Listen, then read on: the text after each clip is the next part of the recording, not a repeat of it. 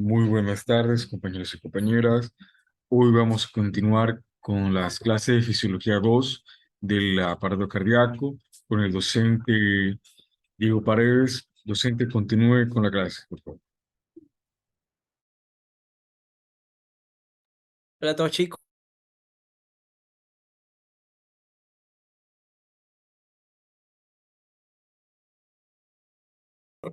por eso el tema de las personas. No importa, ¿no? Igual esto queda grabado y el que quiera revisar, es mejor, creo que sí. El que quiera revisar, pues que lo revise, ¿no? Vamos a dar inicio. El tema de la última clase empezamos a hablar de corazón. Recuerden que hablamos, bueno, los que estuvieron y tal, los que no han estado, les hago un recuento de lo que hablamos. Hablamos de cómo funciona el sistema cardionector, cómo funciona la membrana de estas células especializadas, tanto de el grupo del nódulo sinusal como del resto del sistema carionector, cómo tienen esta capacidad, primero, las que no son el nódulo sinusal, ¿ok? Pues, hacer una meseta, ¿no? ¿Verdad? Crear una meseta debido a los canales de calcio, mientras que los del nódulo sinusal tenían la autoexcitabilidad debido a que son más permeables al sodio. En un muy breve resumen, hablamos de eso la clase pasada. También hablamos de lo que es la contractilidad, empezamos a hablar de los eventos mecánicos del corazón, pero solamente una pequeña aproximación para explicarles qué es la contractilidad. Hoy sí vamos a ver ciclo cardíaco y los términos más importantes en sí de la fisiología mecánica, en qué en realidad se basan, ¿ok? Entonces damos inicio a la clase 4:27, espero durar más o menos una hora máximo, ¿ok? Entonces vamos a empezar. Déjenme... ¿Está? Bien, ¿ok? Entonces, primero, vamos a hablar de cómo son los eventos mecánicos del corazón. Como pueden ver, esta es una gráfica que una vez vi un TikTok, recuerdo que decían que es uno de los grandes traumas de los estudiantes, pero no, en realidad, si ustedes le ven la lógica a esta gráfica, no es tan difícil en realidad. Está dividida en, en distintas medidas, si ustedes se dan cuenta. Aquí vemos la presión a lo largo, el eje de las X es tiempo, y aquí vemos que tenemos la presión y aquí tenemos el volumen.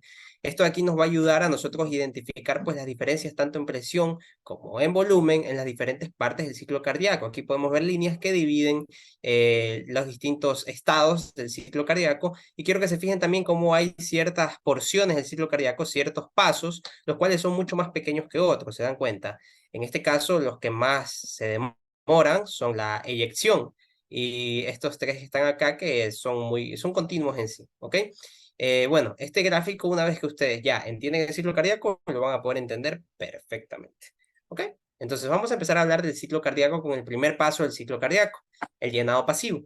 Pasivo, ¿se acuerdan que hablamos de pasivo alguna vez? Creo que en la primera clase, los que hayan estado, significa pues que no existe un esfuerzo o un esfuerzo significativo, ¿no? ¿Verdad? En este caso, aquí tenemos la vena cava superior, por acá estaría la vena cava inferior, y aquí están llegando, ¿no? ¿Verdad? Está llegando sangre a lo que es esta cavidad que está aquí, que es el atrio derecho, ¿no? ¿Verdad? La aurícula derecha. Entonces aquí a la aurícula derecha está llegando sangre, ¿ok? Esa sangre que está llegando, ¿ok? Llega con cierta fuerza, tanto de arriba como desde abajo. Entonces, esta sangre que llega con cierta fuerza abre estas válvulas, antes de empezar, ¿no? Recordemos anatomía básica del corazón. Estas son las válvulas que se encuentran entre atrios y ventrículos, que son las válvulas atrioventriculares, y estas de aquí, tanto esta como esta, son las válvulas semilunares, ¿no? ¿Verdad? Acá también es atrioventricular, pero izquierda. La atrioventricular derecha se le suele llamar tricúspide, ¿no? ¿Verdad? Y la atrioventricular izquierda es la que le suelen decir mitral, ¿ok? Debido a su forma de mitra invertida en realidad, ¿ok? Entonces, bien, estas válvulas cabe destacar que no son activas, sino que son pasivas, es decir, no existe tejido contráctil en las válvulas para que éstas se abran, sino que se abren debido pues a el flujo sanguíneo. ¿Ok? La sangre es la que empuja las válvulas para que éstas se abran. Por eso es que las válvulas funcionan por presión, más no por contracción muscular. ¿Ok? Entonces, es como que ustedes tienen, yo qué sé, una puerta de esas que no tienen chapa ni nada, sino que ustedes simplemente las empujan. Si ustedes no aplican la suficiente fuerza, la puerta se va a volver a cerrar. Pero si ustedes aplican la suficiente fuerza, la puerta se va a abrir, ¿no? ¿Verdad? Y una vez que ustedes ya pasan y ya no hay nadie que sostenga esa fuerza, la puerta se va a volver a cerrar. Entonces, así funciona más o menos este llenado pasivo, porque la sangre está llegando con fuerza, la aurícula, ojo aquí, por esto pasivo, ¿ah? La aurícula no se está contrayendo. Por lo tanto, pues la sangre, simplemente gracias a la fuerza con la que llega la sangre, abre estas puertas de la válvula atrioventricular derecha o válvula tricúspide y finalmente la sangre llega al ventrículo. Pero, ojo, no toda la sangre, ¿ok? Ya vamos a revisar lo que tengo escrito aquí. Primero, vamos a tener estos cuadritos aquí en cada uno de los pasos en los que les voy a decir si cuáles válvulas están abiertas y cuáles están cerradas en los distintos estadios, ¿ok? Tenemos las válvulas atrioventriculares abiertas y las válvulas semilunares cerradas en este caso, porque las semilunares, bueno, ya vamos a explicar eso ahí un poquito más adelante, ¿ok? Pero están cerradas. Entonces, recuerden que les pasé las diapositivas porque el objetivo de estas diapositivas es hacerlas de una forma que incluso les sirva como un apunte tal vez. Entonces, por eso los he hecho de esta forma. Entonces, pasivo, ya hablamos, ¿no? Se le denomina así porque no existe contracción. Es decir, estamos en una fase de diástole atrial. Hay que definir también lo que es sístole y diástole, ¿no? ¿Verdad? Recordemos que sístole es contracción, ¿no? ¿Verdad? Significa contracción. Y diástole significa relajación, ¿no? ¿Verdad? Relajación, contracción y relajación. Entonces estamos hablando de una diástole atrial, o sea que el atrio no está contrayéndose, es una diástole atrial, ¿ok? Entonces aquí miren cómo me planteo la pregunta de cómo pasa la sangre. Si es que no existe contracción, entonces ¿cómo está pasando la sangre? Porque esta es la pregunta que se suelen hacer, ¿no? Si no existe contracción, ¿cómo está pasando la sangre del aurícula al ventrículo? O sea, no tiene lógica. Bueno, es porque la sangre, como ya hablé hace rato, llega con cierta presión, dependiendo del atrio, ¿no? ¿Verdad? El atrio derecho por la vena cava superior y vena cava inferior, y el atrio izquierdo por las venas pulmonares, ¿ok? Entonces, por lo tanto, esta presión con la que llegan, esta fuerza, por así decirlo, con la que llegan esta sangre, tiene la capacidad de abrir estas válvulas, ¿ok? De esta manera pasa un 80% de la sangre de los atrios de los ventrículos, ¿se dan cuenta? Casi todo prácticamente. Entonces, de esta manera es como se da, por así decirlo, el vaciado atrial, ¿ok? Mediante este llenado pasivo. Una vez, ojo, una vez que ya no hay suficiente presión, es decir, que ya tú no estás abriendo la puerta con tu propia fuerza y ¿qué pasa con la puerta? La puerta, si nadie la sostiene, se va a cerrar, ¿no? ¿Verdad? Entonces, si ya la sangre no llega con suficiente presión, lamentablemente la válvula se va a cerrar. Entonces, aquí sí empieza el evento que todos hemos estado esperando en este punto, el llenado activo. El llenado activo, vemos que las válvulas atrioventriculares, de lo que al final del llenado pasivo se cerraron, ahora se abren, ¿ok? Se abren, ¿por qué? Porque ya ahora sí el atrio, que en un inicio está así redondito, ahora lo vamos a tener chamuscadito. ¿Por qué? Porque se está contrayendo. ¿Ok? Entonces esta fuerza que ejerce el atrio sobre sus propias paredes hace como que se exprima el atrio y otra vez podamos abrir estas puertas, ¿ok? Estas puertas que eran las válvulas atrioventriculares. Entonces la sangre ahora sí, el 20% restante, ahora sí entra, ¿no? ¿Verdad? Como dije, activo se le denomina a la sístole atrial, puesto que el 20% restante de sangre, recordemos que en el llenado pasivo eran 80, pasa a los ventrículos por esta contracción atrial. Entonces la pregunta que se plantea uno aquí es, ¿ya pasó toda la sangre del atrio del ventrículo? Bueno, si nosotros sumamos 80 y 20 da 100, ¿no? ¿Verdad? Entonces sí, el 100% de la sangre que llegó en un punto al atrio, ¿ok? Ya se ha inyectado, por así decirlo, al ventrículo, ¿ok? Y este volumen que aproximadamente pasa es de 120 mililitros por ciclo cardíaco. A este volumen se le llama telediastólico. Ustedes recuerden, bueno, no sé si lo sepan, pero el prefijo tele significa más allá. Entonces, habla de que es el volumen más allá de la diástole. ¿Qué quiere decir esto?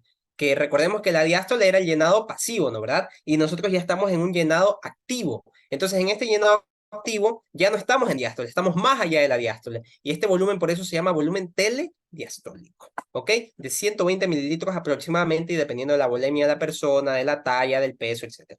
¿Ok? Y las válvulas semilunares permanecen cerradas porque no hay fuerza que las afecte aún. Ya vamos a hablar de cómo funcionan estas válvulas también. En realidad funcionan de una manera muy similar a las de acá, pero anatómicamente son distintas, eso no nos vamos a meter, pero bueno, quiero hacer la analogía con el tema del ventrículo, ¿ok? Entonces, llenado activo. Hasta aquí nosotros vamos a ver atrio. Ahora sí vamos a pasar a los ventrículos porque ya toda la sangre pasó a los ventrículos. Entonces, ahora vamos a hablar de la contracción isovolumétrica. ¿Ok? Primero vamos viendo cómo están las válvulas. Las válvulas atrioventriculares se cierran.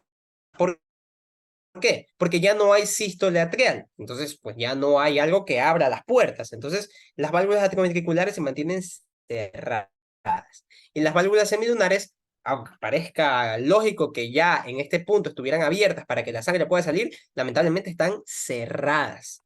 Vamos a revisar por qué se da este fenómeno, ¿ok?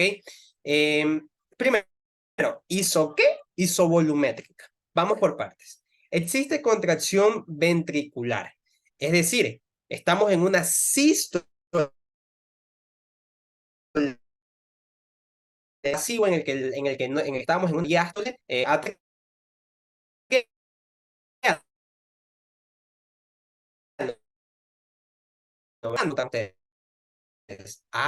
Lo que pasa es que acá lo que teníamos que vencer era una pequeña presión de unas puertitas, que son las válvulas atrioventriculares. Acá tenemos que vencer la presión de estas puertas y toda la presión que ejerce la sangre aquí. Recuerden que la sangre es un líquido y como todo líquido tiene su peso, ¿no verdad? Y entonces este peso es como que crea una presión en el vaso sanguíneo y supongamos, por poner un ejemplo, supongamos que aquí tiene una presión de 10 milímetros de mercurio, que no es esa, tiene una presión de 10 milímetros de mercurio y el ventrículo, aunque se está contrayendo, tiene una presión de 8 milímetros de mercurio, mientras que la presión del ventrículo no aumenta lo suficiente para poder vencer tanto estas puertas como el peso de la sangre, la presión que existe en esta sangre, no se van a abrir las válvulas y la sangre que está aquí no va a poder salir. ¿Ok? Entonces, ¿cuál es el objetivo en este punto del ventrículo? Contraerse más. Pero esa contracción, como ustedes se dan cuenta, es escalonada. Es decir, se demora un poquito. Por eso es que tenemos esta tercera fase de la contracción isovolumétrica. El ventrículo se está contrayendo, está aumentando su presión, pero todavía no es suficiente para vaciar su volumen. Por eso se llama isovolumétrica. Se mantiene el volumen constante porque no está saliendo sangre desde aquí del ventrículo. ¿Ok? Entonces, eso sería la contracción isovolumétrica. Bueno, esto es lo que hablamos, ¿no? De que si hay contracción no debería salir la sangre, sí, pero el volumen se mantiene porque aún no existe suficiente presión para abrir nuestras válvulas semilunares. Ojo que aquí estoy usando el ventrículo derecho, ¿no? ¿Verdad? Pero ustedes, pues, pueden aplicar el mismo ejemplo para el ventrículo izquierdo. ¿Ok? Y bueno, esta fase que pongo es como tu ex, tú intentas alejarla, pero insiste en quedarse, ¿no? ¿Verdad? Eso de aquí en realidad lo saqué de un post que yo tengo en Instagram que se Ya, súper, excelente. Ya. Bueno, este cierre de las válvulas atrioventriculares es brusco y ejerce lo que es el primer ruido cardíaco. ¿Ok? El primer ruido cardíaco. Ustedes tal vez han escuchado, tal vez en el pre les dijeron que el corazón hace dos sonidos, ¿no? El loop y el dub, que en realidad lo puedes escuchar como a ti se te dé la gana, pero bueno, este es el loop, sería el loop, ¿ok? El primero, ¿ya? Es por el cierre de las válvulas atrioventriculares en la contracción isovolumétrica, ¿ok? Entonces, por eso aquí lo he puesto hasta de otro color, esto de que las válvulas atrioventriculares se cierran porque se da el primer ruido cardíaco gracias a este cierre. Aquí cabe la pregunta, ¿por qué hace rato también se cerraron las válvulas atrioventriculares cuando se terminó el llenado pasivo? ¿Por qué no hay el primer ruido ahí? Fácil, porque fácil, pues se responde muy fácil, la verdad, porque se cierran despacito, no se cierran de una manera abrupta como ahorita, por el hecho de que se contrae el ventrículo, y ¿no? Por tanto también se contraen los músculos papilares, y los músculos papilares ayudan pues a que no exista un reflujo, ¿no? Y cierran bien estas puertas, ¿ok? Es como una puerta que se puede abrir, se puede abrir de atrás hacia adelante, pero no de adelante hacia atrás, ¿ok? ¿Sí? ¿Cómo puede afectar la disfunción de las válvulas cardíacas a la fase de contracción isovolumétrica? Ok, esa es una pregunta muy interesante, gracias. Bien, ¿cómo puede afectar entonces si estas válvulas no están sanas? Vamos a dibujar acá un corazón bonito de nuevo, ¿ok? Supongamos aquí tenemos aquí tenemos el atrio derecho, tenemos el atrio izquierdo, tenemos el ventrículo derecho, y tenemos estas válvulas, ¿ok? Creo que esa era la pregunta, ¿sí? ¿Cómo afecta, sí, la disfunción de las válvulas? La disfunción de las válvulas afecta de la siguiente forma. ¿Cuál es el objetivo de las válvulas? ¿Cuál es la función de las válvulas? Eso es lo primero que debemos de destacar. Las válvulas se suele pensar, ¿no? ¿Verdad? que debido a la contracción de los músculos papilares, porque las válvulas están más o menos así, ¿verdad? Unidas a un músculo papilar, pero no es así. Lo que hace el músculo papilar simplemente es jalar la válvula, pero no la cierra ni la abre. Eso no hacen los músculos papilares, solamente la mantiene firme. ¿Ok? Entonces, ¿qué pasa cuando existe una valvulopatía? Porque así se denominan valvulopatías, o existe una patología en el músculo cardíaco que también afecta a estos músculos papilares de primer orden. ¿Qué es lo que va a pasar? Bueno, va a haber una disfunción valvular, ¿no? ¿Verdad? En este caso, en esta valvulopatía, supongamos que no funciona bien esta válvula, la válvula mitral, que por lo general es la que más falla, ¿no? ¿Verdad? Que no funciona bien. En esta contracción isovolumétrica, al ventrículo contraerse, va a haber un reflujo sanguíneo hacia el atrio. ¿Ok? Normalmente, ojo, normalmente sí existe un reflujo muy ínfimo, pero no un reflujo significativo. Entonces, al momento en el que el ventrículo izquierdo, que ya tiene más o menos sus 120 mililitros de volumen telediastólico, ¿ok? Este tiene que contraerse para salir por la aorta, ¿no? ¿Verdad? No quiere volver al atrio. Sin embargo, esos 120 mililitros se ven afectados por esa disfunción de la válvula y quién sabe, por acá se van unos 30 mililitros, unos 40 mililitros, ¿ok? Y ahí es donde empieza toda la sistemática de problemas. ¿Ok? ¿Está claro? ¿Alguien más tiene una pregunta? Ok. Bien, vamos ahora sí a la fase de eyección, la fase en la que al fin, después de estar contrayéndose y pasar por la contracción isovolumétrica, finalmente va a haber una eyección. Las válvulas atrioventriculares están cerradas y las válvulas semilunares se abren. ¿Ok? Bueno, ya las válvulas atrioventriculares las teníamos cerradas. En este caso lo que nos importa es que se abran las válvulas semilunares. ¿Qué quiere decir esto? Que la presión al fin ya se contrajo, perdón, más el ventrículo se contrajo más, ¿ok? Y lo que va a hacer es que ejerce tanta presión, recuerden que acá hablábamos de una presión teórica, ¿no? ¿Verdad? De 10, ahora imaginen que acá tenemos una presión de 15. Y ahora sí va a poder abrir estas válvulas y que la sangre salga y que tampoco exista un reflujo, ¿ok? Que no exista un reflujo. Bien, entonces, los ventrículos se contraen más y más hasta que la presión es suficiente para abrir las válvulas semilunares, como acabo de decir. Ahora, esto es interesante. ¿Sale rápido o sale lento la sangre? En realidad la sangre sale rápido, ¿no? ¿Verdad? Porque deben ser esa gran presión que tiene esa arteria. Pero, es una se divide en dos periodos, una expulsión rápida y una expulsión lenta. Primero se da la expulsión, pues, rápida, que procede a salir un 70% del volumen. Y luego se da una expulsión un poco más lenta, que tira, pues, el 30% del volumen que procede a salir. Ojo que estoy utilizando el tema el término, bueno, perdón, la frase, procede a salir. ¿Por qué? Porque de los 120 mililitros, no van a salir los 120, ya vamos a ver eso. ¿Okay? No van a salir los 120. Entonces, fíjense cómo el corazón, pues, divide en dos periodos esta inyección, ¿no? ¿Verdad? La rápida y la lenta, ¿ok? Rápida y lenta. Ahora, ¿por qué, Diego? Primero, la rápida, pues porque recién está eufórico el corazón, ¿no? ¿Verdad? Y la lenta, pues porque ya se van cerrando poco a poco estas válvulas semilunares y por eso, pues ya se va haciendo más lenta la salida, aparte de que se le está acabando el volumen, ¿no? Entonces, ahora sí, por lo que les dije, ¿no? ¿Por qué tanto énfasis en el volumen que sale o volumen que procede a salir? Bueno, porque no todo el volumen, es decir, los 120 mililitros, sale. Solo salen aproximadamente 70 mililitros. Y esto es a lo que nosotros le solemos llamar volumen de eyección. ¿Ok? O fracción de eyección. Y esto es importante, chicos, esta fracción de eyección. ¿Saben por qué? Porque en insuficiencia cardíaca se utiliza mucho el tema del FEBI para clasificarla, el tema de fracción de eyección del ventrículo izquierdo. ¿Ok? Para clasificar una insuficiencia cardíaca izquierda. ¿Ok? Entonces, este volumen, estos valores normales, ojo, normales, que lo que yo les digo normales, yo qué sé, hombre de 1,75 aproximadamente pesa 75 kilos, ¿me entienden? O sea, eso es normal, pero recuerden que esto varía dependiendo de la persona, ¿ok? Bien, y por último tenemos la relajación isovolumétrica, así es, volvemos con lo isovolumétrico. ¿Por qué? Porque ahora esto de acá no era isovolumétrico, la inyección no puede ser isovolumétrica porque el volumen va cambiando el ventrículo porque lo van inyectando, ¿no? ¿Verdad? Entonces acá, ¿por qué relajación isovolumétrica? Bueno, Mira que aquí las válvulas semilunares, una vez que ya no existe suficiente presión de parte del ventrículo, es decir, que ya se está relajando, las válvulas semilunares finalmente se cierran. Y esto ocasiona el segundo ruido cardíaco. Igual ya mismo sale en la diapositiva, pero esto ocasiona el segundo ruido cardíaco.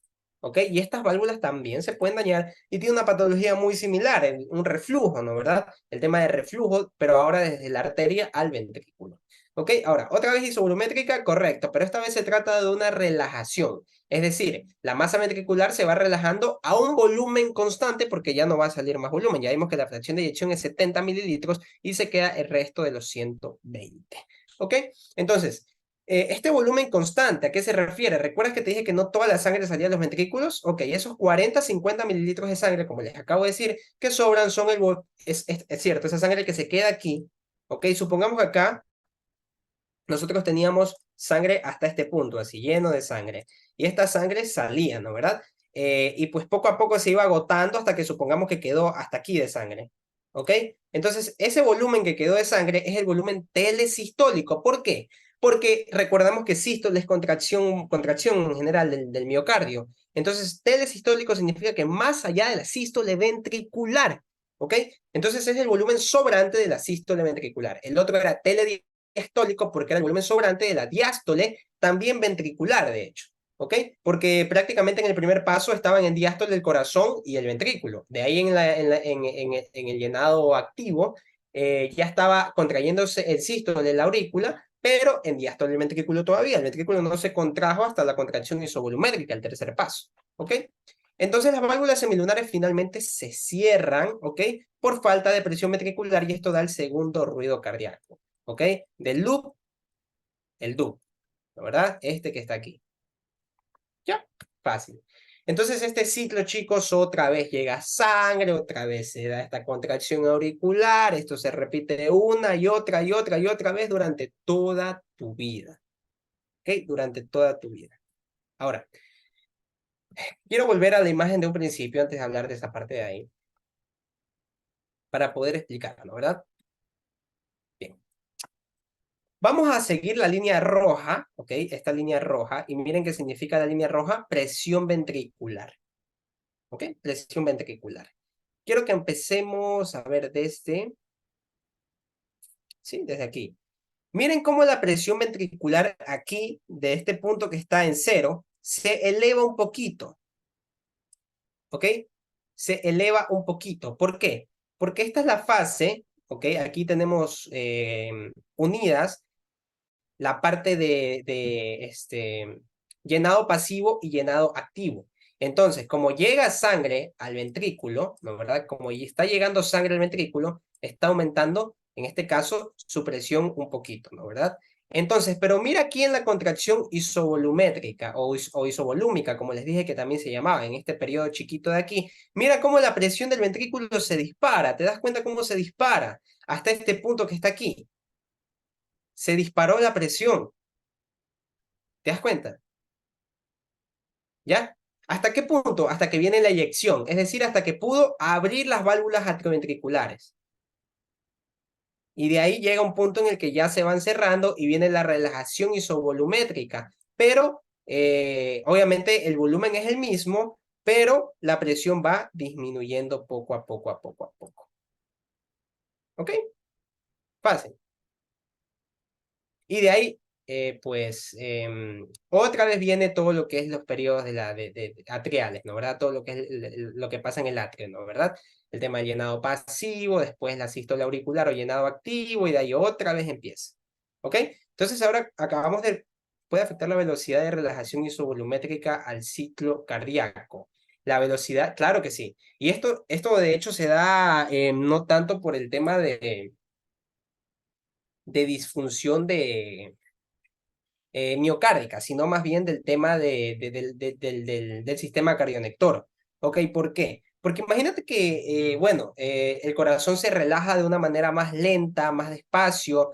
¿Qué es lo que vas a tener? Una bradicardia, ¿no? ¿Verdad? Pero obviamente esta no va a ser una bradicardia fisiológica en este caso, sino que está afectado algo en el sistema cardionector y pues bueno, ya aparte de todos los 1000 problemas que puedes tener, este es uno más a la lista. Aumentar el periodo de relajación isovolumétrica, ¿ok? Significa que el corazón se va a contraer más lento, la sangre va a llegar con menos velocidad a los tejidos, va a existir probablemente una hipoxia, ¿no verdad? Y mecánicamente también no es provechoso, porque si te das cuenta, enseguida empieza otra vez el siguiente llenado. Entonces va a llegar un punto en el que el corazón pues va a ser insuficiente, ¿ok? Y eso lo vamos a ver en los términos de precarga, ¿ok? De precarga y poscarga también. El tema de cómo la sangre que llega al corazón, hasta cierto punto que llegue más sangre es bueno, pero ya después de cierto límite, que llegue más sangre al corazón no es beneficioso, ¿ok? Entonces, ya vimos la parte de presión ventricular. Ahora vamos a la parte de presión auricular. ¿Cómo las aurículas van variando en presión? Estas, como ven, tiene eso, es las líneas punteadas, ¿no verdad? Como pueden ver, no tienen como que muchas variaciones en la presión. Lo que destaca es esta presión, estos puntos, ¿no verdad? A, C y V. ¿Ok? El A es el aumento de presión pues por la sístole auricular.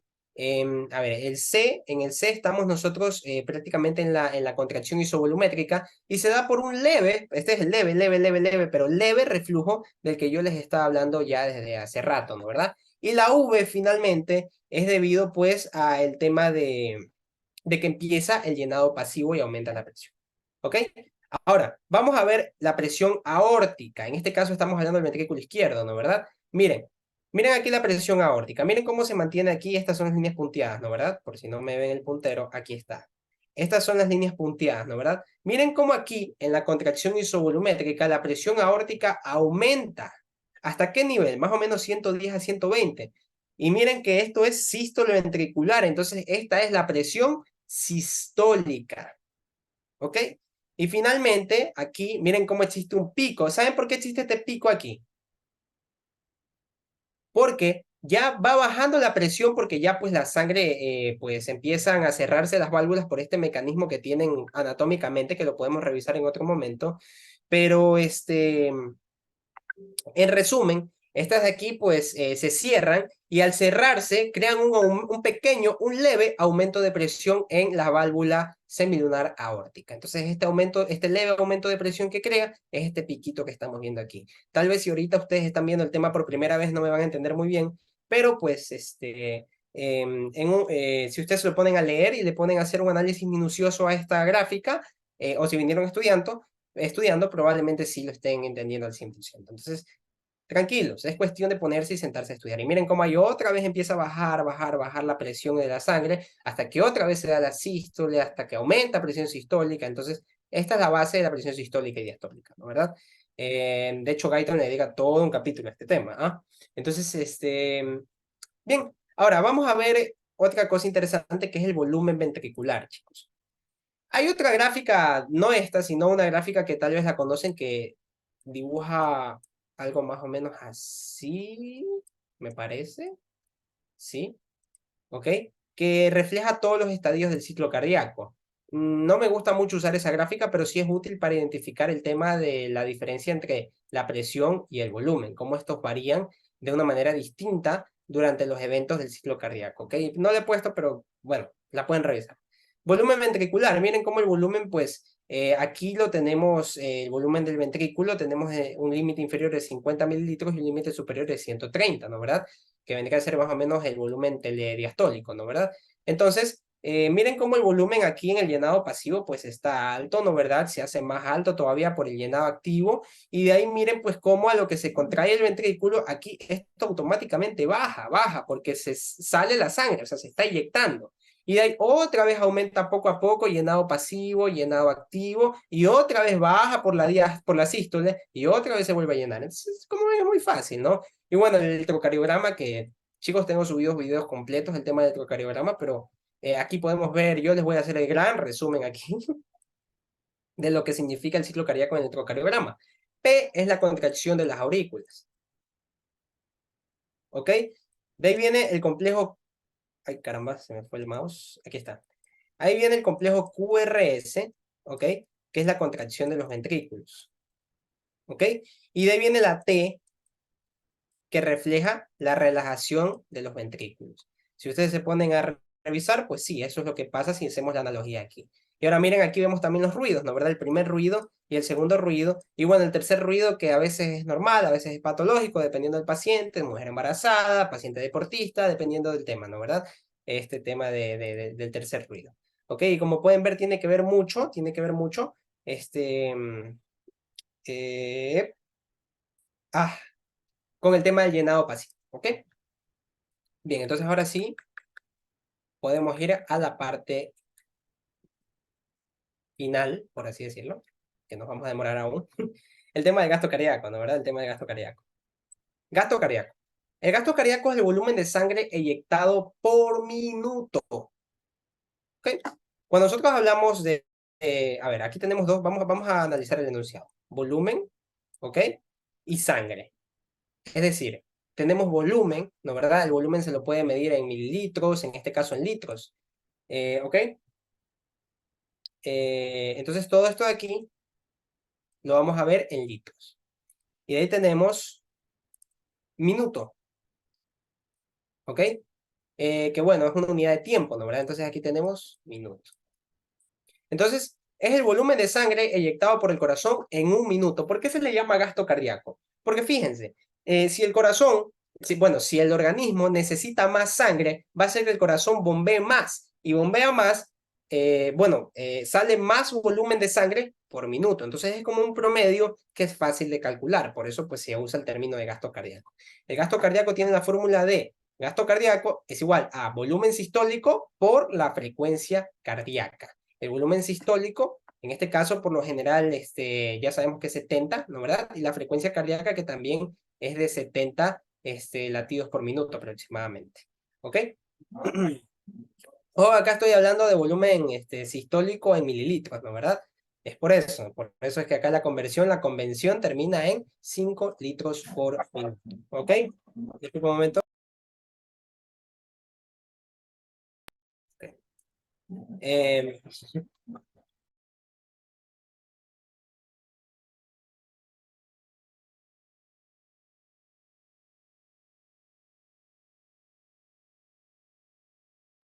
entonces, bueno, ahora sí, disculpen la interrupción. Tenemos que el volumen sistólico, pues, por la frecuencia cardíaca, la verdad es el gasto cardíaco. Entonces tenemos, para,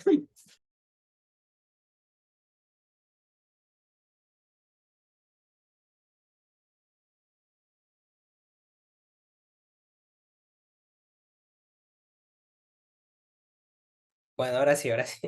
El tema es que tenemos ahora sí los términos de precarga, contractilidad y poscarga. Uno de estos es un viejo conocido, nosotros ya lo conocemos, el término de contractilidad, ¿no verdad? Lo vimos que es el inotropismo, ¿no verdad? El inotropismo, la contractilidad. Entonces tenemos la precarga y la poscarga. Vamos a ver, son conceptos un poquito distintos entre sí, y esto es lo que llega a poder causar confusión, ¿ok? Precarga es, tengan en cuenta ustedes que es como un volumen, ¿ok? El volumen que llega al ventrículo y que hace que este se distienda. El ventrículo se distiende por el volumen telediastólico. ¿Ok? Recuerdan que en el llenado activo por la sístole auricular teníamos un volumen telediastólico que llegaba de más o menos 120 mililitros. Este volumen puede aumentar o puede disminuir. Ya tenemos la contractilidad, que es el inotropismo, y tenemos la poscarga, que es la presión que debe vencer la fuerza, ¿ok? Para eyectar. Es decir, es la presión que debe tener el ventrículo para poder vencer la presión que existe en la aorta o el tronco pulmonar en este caso. ¿Ok? Entonces ahora sí vamos a analizarlos de una manera mucho más chévere este tema de precarga y poscarga. Vamos primero con precarga, ¿les parece? ¿Ok? Precarga. Disculpen que no se entienda nada que dice precarga, pero bueno. Precarga. Vamos a dibujar aquí un corazón. Y vamos a dibujar aquí la vena cava superior y la vena cava inferior. ¿Okay? Miren cómo la vena cava superior, aquí llega la sangre, ¿verdad? Y acá también llega la sangre, ¿hacia dónde? Hacia el atrio derecho. ¿Ok? Y esta sangre ya vimos que llega también de aquí al ventrículo derecho. Lo mismo en el ventrículo izquierdo, pero por diferentes vasos, ¿no? ¿Verdad? Por las venas pulmonares. Ahora, ¿de qué depende la precarga? La precarga podemos decir que depende, por ejemplo, de la volemia en sí. ¿ok? De la volemia. ¿Qué pasa, por ejemplo, yo qué sé, un paciente en una hemorragia? Primero, ¿qué significa volemia, no? Volemia es el volumen de la sangre. Sabemos que tenemos un volumen constante en la sangre, el cual pues está siendo constantemente filtrado, limpiado, un montón de cosas, ¿no? ¿Verdad? Entonces, volemia es el volumen de la sangre, ¿no? ¿Verdad? Entonces, si aumenta la volemia, es decir, se aumenta el volumen sanguíneo, el volumen de sangre, ¿ok? Se aumenta la volemia, lo que va a hacer es que va a aumentar en este caso, ¿ok? El volumen telediastólico. Ahora, Diego, pero esto es bueno porque al final llega sangre y se va más sangre, entonces no hay ningún problema. Sí, pero el problema viene cuando no existe una adaptación del cuerpo. ¿A qué me refiero? El ventrículo, que es un músculo y como todo tejido en realidad, tiene la capacidad de hipertrofiarse, pero el tema es que necesita, aquí el factor clave, ¿no? ¿Verdad? Tiempo para adaptarse a esto. Tiempo. ¿Ok? Por ejemplo, en la hipertensión, ¿ya? Que eso lo vamos a hablar ya mismo mejor. Pero necesita tiempo para adaptarse a la llegada de volemia, ¿ok? Al aumento de la volemia en este caso, ¿ok? ¿Qué pasa si llega de manera abrupta aquí? Bueno, empieza a haber reflujo, ¿ok? Reflujo hacia el atrio derecho por el tema de que se está aumentando la volemia debido a la precarga, ¿ok? Entonces, a esto es a que nosotros llamamos precarga prácticamente, al volumen que llega y cómo pues es importante debido a la adaptación que tiene que tener el corazón a esto, ¿no? ¿Verdad? Y bueno, hablando de la postcarga,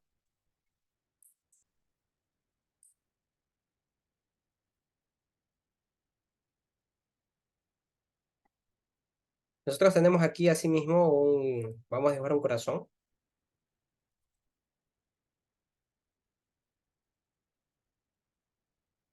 ¿ok? Y vamos a dibujar aquí la aorta, ¿no? Saliendo del ventrículo izquierdo. Vamos a dibujar aquí la válvula también de otro color. Aquí vamos a poner la válvula aórtica, ¿ok? Y aquí vamos a poner el ventrículo izquierdo. ¿Qué es lo que está pasando, chicos? La poscarga, recordemos por la diapositiva anterior, que es la presión que debe vencer la fuerza que se ejerce en el ventrículo para eyectar. Ahora, ¿qué pasa en un paciente que tiene hipertensión arterial? Ah, el paciente que tiene hipertensión arterial, bueno, si la presión antes, teóricamente como hablamos, ¿no? ¿Verdad? Era de 10 aquí, en el paciente con presión arterial alta, lo más probable es que quién sabe si está en 20 aquí. Ya no son 10, sino que son 20. Y recordemos que yo les dije que el ventrículo izquierdo en su contracción normal hacía hasta 15, ¿no? ¿Verdad? Por lo general, o sea, no es un valor real, es un valor teórico para que se entienda nada más. Entonces nunca va a poder abrir esta válvula. ¿Qué hace el corazón? Hace una hipertrofia, pero para esto requiere ¿qué cosa? Tiempo. Otra vez el tiempo. Necesita tiempo. Si no le das el tiempo suficiente al corazón, que no es poco, el tema de la hipertrofia demora, si no le das el tiempo suficiente al corazón para que esto se haga de una manera gradual, de una manera despacito, tranquilo, si no le das el tiempo necesario, ¿qué es lo que va a pasar? No va a tener la suficiente fuerza para abrir estas válvulas inmediatamente y no llega sangre a los tejidos. Empieza hipoxia, lesión celular, muerte celular, y muerte orgánica, ya de parte de todo el cuerpo, ¿no? ¿Verdad? Muerte en general.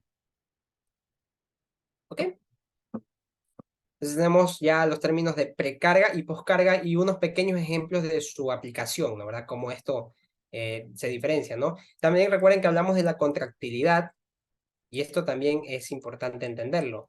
La contractilidad ya la hablamos en la clase pasada y decíamos que era pues gracias al aumento o a la disminución del flujo de calcio, ¿no? ¿Verdad? Entonces si el corazón necesita contraerse con más fuerza, aumentará su ingesta de calcio y si no necesita tanta fuerza, pues el calcio se va a ver secuestrado en este caso, ¿no? ¿Verdad? Tanto por el corazón o excretado por exocitosis.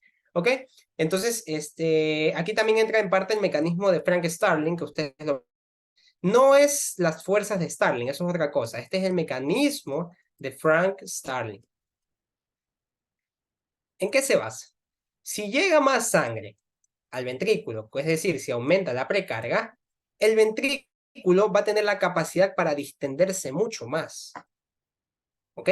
Es decir, el ventrículo no se va a complicar. Si le llega más sangre, él tiene la capacidad de distenderse y de así mismo de generar más fuerza, pero hasta cierto punto. Eso es prácticamente, muy someramente, lo que es el mecanismo de Frank Starling.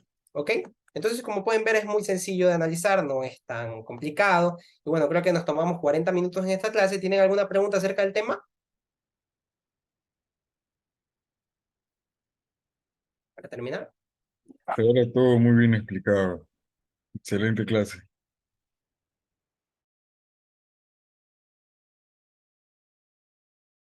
Bien, chicos, muchas gracias por haber estado aquí, ¿ok? Por haber sido parte de este curso de 4 clases. La verdad es que hace mucho tiempo que no hacía este tema de 4 clases. Terminamos el tema de corazón, el tema desde la base de la fisiología, de hecho.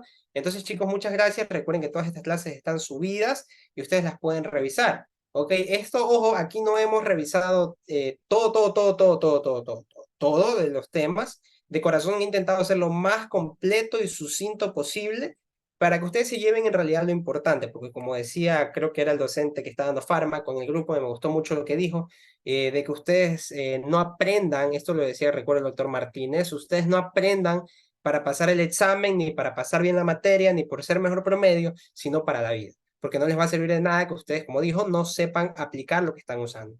¿Ok? Por eso es que estudien con lógica para que se les quede para siempre, o al menos que lo más importante ustedes sepan manejarlo, porque manejar la fisiología es importantísimo, chicos. Sin nada más que decir, yo me despido, muchas gracias a todos y ¿qué libro nos recomienda en fisio aparte de Guyton? A mí me gusta usar Costanzo, que es un libro que me parece mucho más, a veces se mete mucho más, pero bueno, a veces también es mucho más sencillo.